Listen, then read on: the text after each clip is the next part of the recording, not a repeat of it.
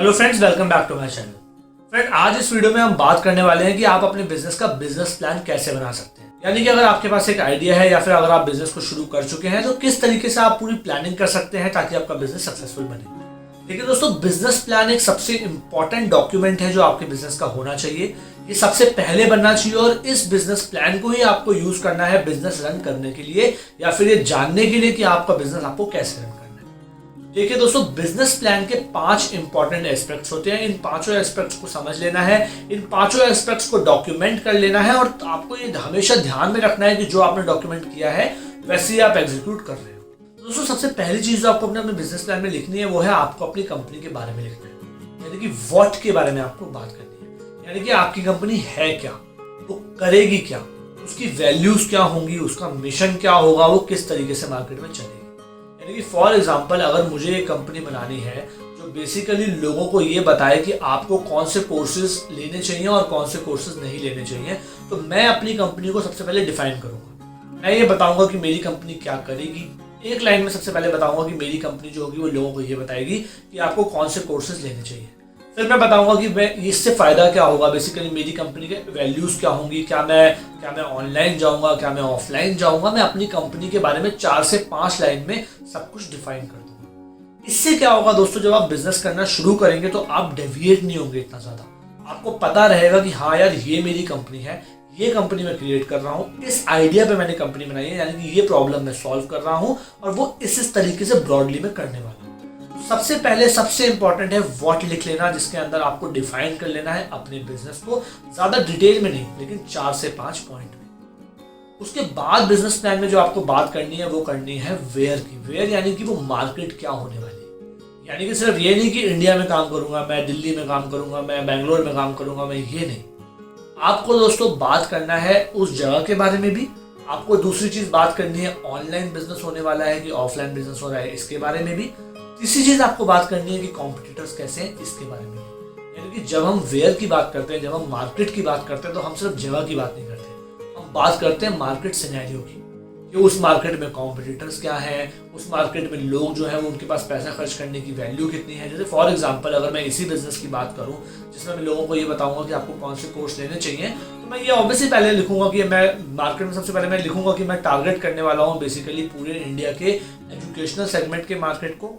Company में run करने वाला हूँ दिल्ली से, ये कंपनी रन करेगी ऑनलाइन। फिर मैं बात करूंगा कि मार्केट में ऑलरेडी कौन से प्लेयर्स हैं जो लोगों को ये चीज सिखा रहे हैं। फिर मैं बात करूंगा दोस्तों कि मार्केट कितनी स्ट्रांग है या मार्केट कितनी वीक है, यानी कि इस मार्केट में कितना पैसा कमाया जा सकता है या फिर कितना पैसा नहीं कमाया जा सकता। तो जब हम मार्केट की बात करते हैं तो सिर्फ हम जगह की बात नहीं करते, हम ऑनलाइन ऑफलाइन की भी बात करते हैं, हम कॉम्पिटिटर की भी बात करते हैं। तो सबसे पहले आपने लिख लिया आपकी कंपनी क्या होने वाली है, फिर आपने लिख लिया कि वो कंपनी किस मार्केट में ऑपरेट करने वाली है, उस मार्केट की सिचुएशन क्या है करंटली। जब आप ये दोनों चीजें कर लेते हैं तो तीसरी चीज आप बात करते हैं कि आप how will you run this business, यानी कि आप अपने कॉम्पिटिटर्स को कैसे हराने वाले हैं।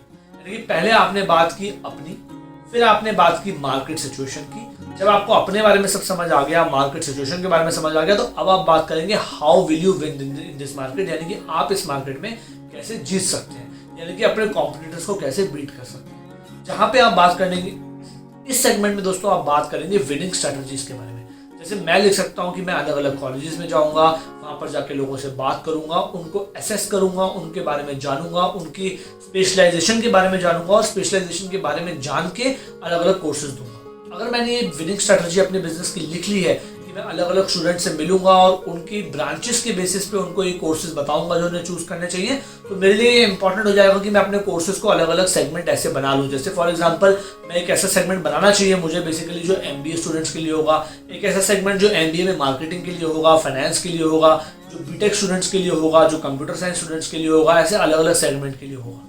तो यानी कि पहले मैंने अपने बिजनेस प्लान में ये डिफाइन कर लिया कि मेरा बिजनेस क्या है, फिर मैंने जब ये डिफाइन कर लिया कि मेरी मार्केट क्या है, फिर जब मैंने विनिंग स्ट्रैटेजीज डिफाइन कर ली तो मुझे अपने बिजनेस के बारे में सब कुछ समझ आ चुका होगा। क्योंकि मुझे अपने बिजनेस के बारे में सब कुछ समझ आ चुका होगा तो अब मैं बात करूंगा फाइनेंशियल्स के बारे में, यानी कि भाई पैसा कितना खर्च होने वाला है। क्योंकि सिर्फ लिखने से तो कुछ होगा नहीं, सबसे इंपॉर्टेंट चीज है पैसा।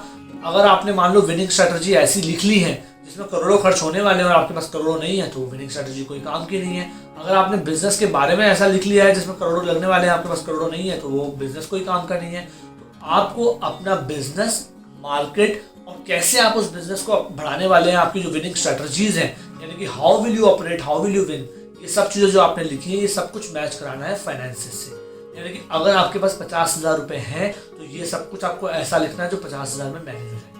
अब आपको बात करनी है चौथे सेगमेंट में फाइनेंसिस के बारे में, जहाँ पर आप बात करेंगे कि हर महीने का खर्चा कितना होगा। आप ये चीज़ें लिख सकते हैं कि ऑफिस अगर आपका होगा तो ऑफिस में कितना खर्चा होगा, अगर आप लोगों को हायर करेंगे तो हायरिंग में कितना खर्चा होगा, अगर आप जो भी करने वाले हैं बेसिकली उसमें आपको अप्रॉक्सीमेट खर्चा लिख लेना है, ताकि आपको समझ आ जाए कि आपको बिजनेस शुरू करने के लिए कितना पैसा चाहिए, अगले 1 साल तक बिजनेस रन करने के लिए कितना पैसा चाहिए। इस सेगमेंट में आप ये भी लिख सकते हैं कि जब आप इतना खर्च करेंगे तो पोटेंशियल रेवेन्यू कितना होने वाला है, पोटेंशियल प्रॉफिट कितना होने वाला है, ताकि आपको एक सूटेबल आइडिया रहे कि आपके फाइनेंसेस अगले 1 साल तक कहाँ जाने वाले हैं। तो बिजनेस प्लान का चौथा सबसे इंपॉर्टेंट पार्ट है फाइनेंसेस। पांचवा और आखिरी सबसे इंपॉर्टेंट पार्ट है टाइमिंग। देखिए दोस्तों, हर चीज़ फेल हो जाती है अगर वो टाइमली ना हो। अगर आपको लगता है कि आपका एक बिजनेस आइडिया जो है वो ऐसा आइडिया है जिसको 1.5 साल लगना चाहिए एग्जीक्यूट होने के लिए, तो आपको टाइमिंग में मेंशन करना है 1.5 साल। उस 1.5 साल के अंदर आपको अलग अलग फेजेस में चीज़ें मेंशन करनी है कि शुरू के 3 महीने में ये होगा, अगले 3 महीने में ये होगा, अगले 3 महीने में ये होगा, ये सब चीज़ आपको मेंशन करनी है। टाइमिंग बहुत इंपॉर्टेंट हो जाती है। अगर आप टाइम से हेवायर जाते हैं, कि अगर आप टाइम को फॉलो नहीं कर पाते हैं तो लॉन्ग टर्म बिजनेस को सक्सेसफुल नहीं बना पाएंगे। दोस्तों, यानी 5 चीज़ें मैंने आपको बताई हैं, ये 5 चीज़ें आपको बिजनेस प्लान में इंक्लूड करनी है। सबसे पहले बात कीजिए अपनी कंपनी के बारे में। अपनी कंपनी के बारे में आप क्या करने वाले हैं, आइडिया को 1 लाइन में लिखिए, 4 पॉइंट में एक्सप्लेन कीजिए, 5 पॉइंट में एक्सप्लेन कीजिए और आप सिंपली अपने आइडिया को समझ लीजिए। फिर दूसरे पार्ट में आप दोस्तों बात कीजिए आप मार्केट के बारे में, मार्केट कैसी है, आप मार्केट में कैसे काम करेंगे, मार्केट के बारे में सब कुछ डिफाइन कर लीजिए। कॉम्पिटिटर्स के बारे में भी यहीं पे बात कर लीजिए। तीसरे सेगमेंट में बात कीजिए कि आप कैसे कंपटीशन को बीट करेंगे, आप सक्सेसफुल कैसे बनेंगे, वो क्या विनिंग स्ट्रेटजीज होंगी जो आपको मार्केट में सक्सेसफुल बनाएंगे। फिर इन तीनों चीज़ों को मैच कराइए चौथे सेगमेंट में फाइनेंसिस से। पैसा डिफाइन कीजिए, अगले 1 साल के बारे में पूरा लिखिए कि इतना खर्चा होगा, इतना आप कमा पाएंगे, आपको इतना पैसा शुरू करने के लिए चाहिए, वो सब कुछ डिफाइन कर लीजिए। 5वें पार्ट में बात कीजिए टाइमिंग की, टाइमली फेजेस बनाइए, हर फेज में क्या होगा वो चीज़ डिफाइन कीजिए। और ये सब कुछ करने के बाद इसको हमेशा अपने सामने रखिए और इसी को फॉलो करके अपने बिजनेस को क्रिएट कीजिए। कुछ टेम्पलेट्स जो बिजनेस प्लान के हो सकते हैं उसका लिंक डिस्क्रिप्शन बॉक्स में दे दूंगा आपको। उन बिजनेस प्लान के टेम्पलेट्स को आप यूज कर सकते हैं या फिर आप खुद का टेम्पलेट भी बना सकते हैं। बस ध्यान में ये रखना है कि ये 5 चीज़ें कवर होनी चाहिए, अपने बारे में, मार्केट के बारे में, विनिंग स्ट्रेटजीज के बारे में, फाइनेंसिस के बारे में और टाइम के बारे में।